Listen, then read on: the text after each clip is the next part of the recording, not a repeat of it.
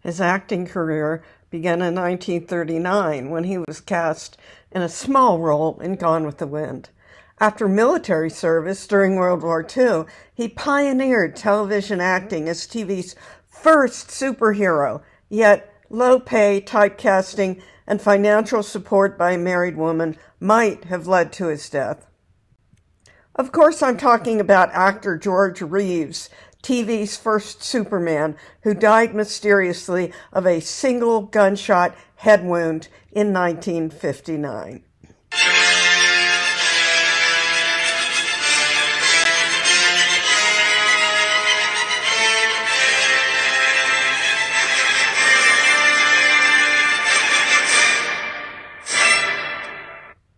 Hi, I'm Tamworth Grice.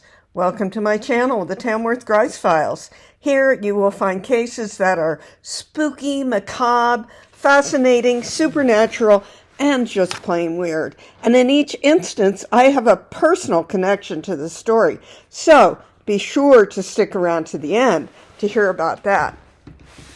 Born in 1915, Reeves began acting in high school and later joined the prestigious Pasadena Playhouse in California. In 1939, he landed a minor role in Gone with the Wind, and his career seemed off to a brilliant start.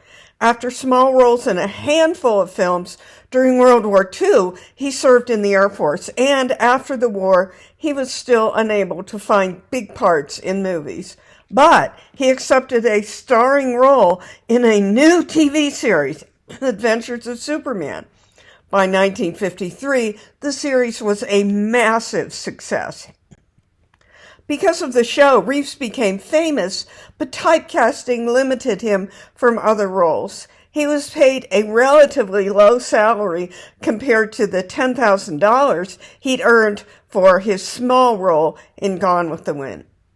Some say by the late 1950s, he was deeply in debt. For a while, he was a kept man by an older but pretty woman named Toni Mannix, who had an open marriage with her husband. She paid for his car, his clothes, and his $12,000 house in Beverly Hills. Her husband was an MGM vice president known as Eddie Mannix.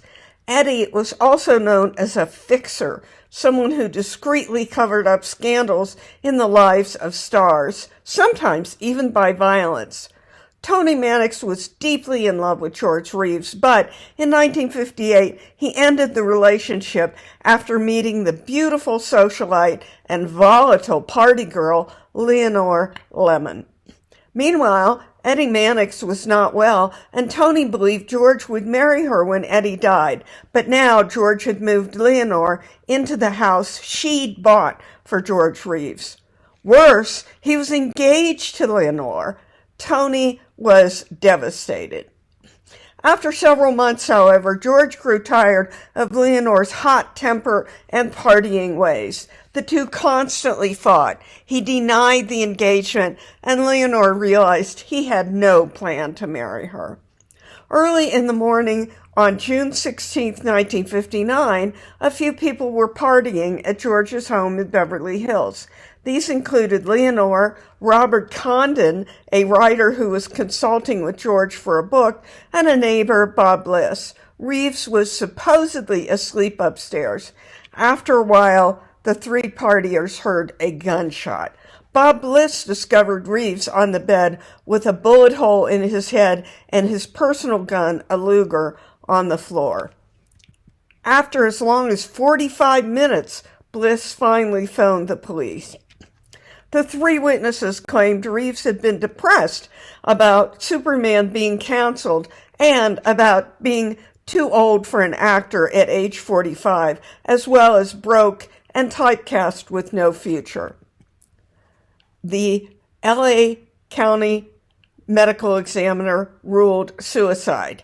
However, countering the suicide were several red flags. First, many say Superman had not been canceled, although filming had been on hiatus for several months. Second, the bullet casing was under the body, inconsistent with what was typical for a suicide.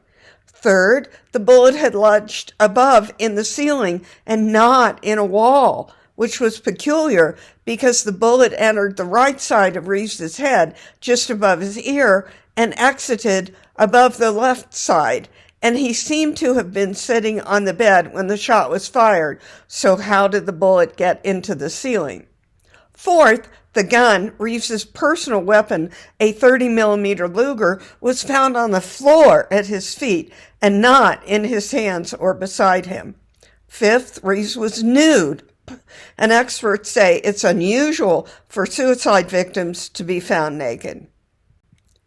Sixth, no gunshot residue was found on Reeves's hands, but they had been washed at the coroner's office prior to the autopsy. Seventh, the witnesses waited as long as 45 minutes before telephoning the police. Were they trying to get their story straight? Did someone clean up the crime scene or stage the crime scene? Eighth, in addition to the bullet in the ceiling, there were two in the floor near the bed, but the people at Reeves' home said they heard only one gunshot. Ninth, Reeves had bruises on his head and body that had not been there hours earlier.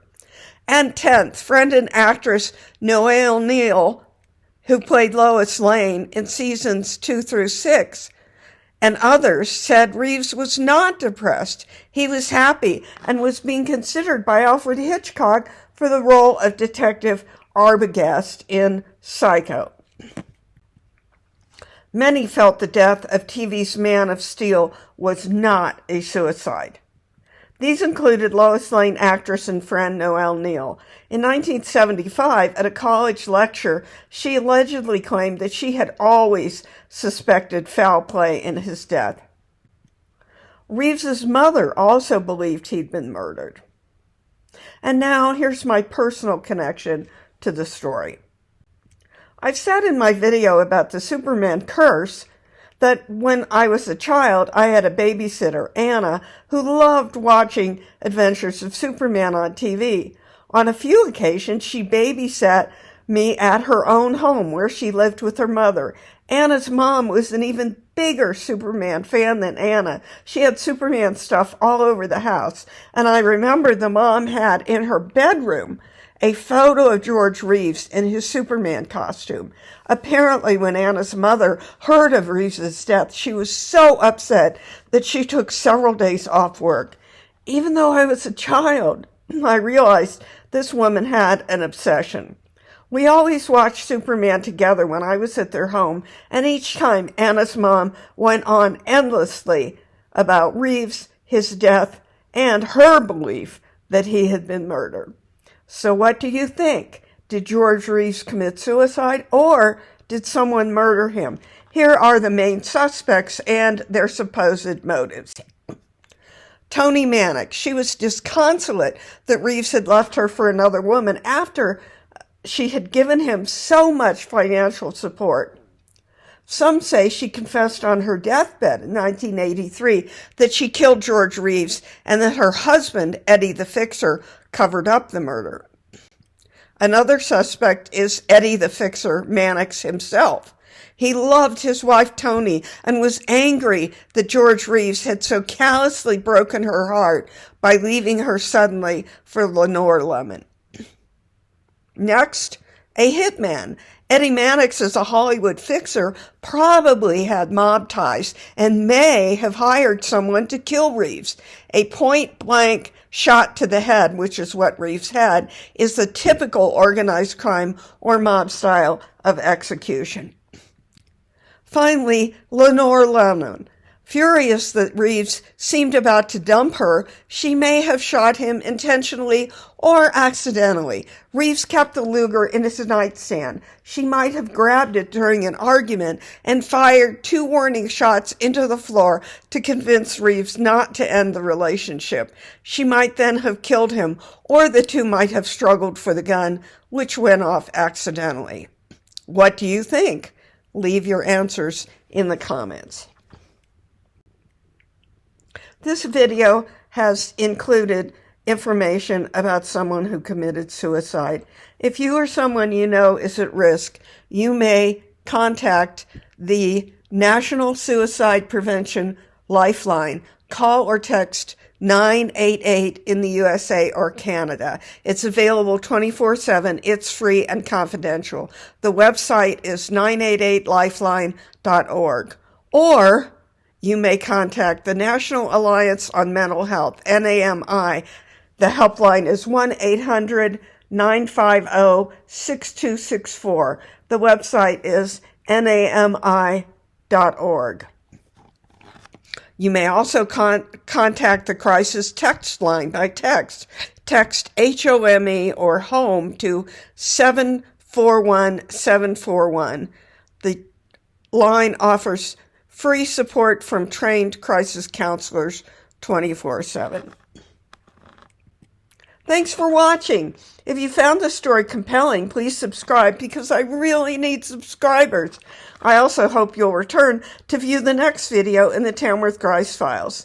This is Tamworth Grice signing off. Until next time, stay wonderful, stay weird, and have beautiful dreams.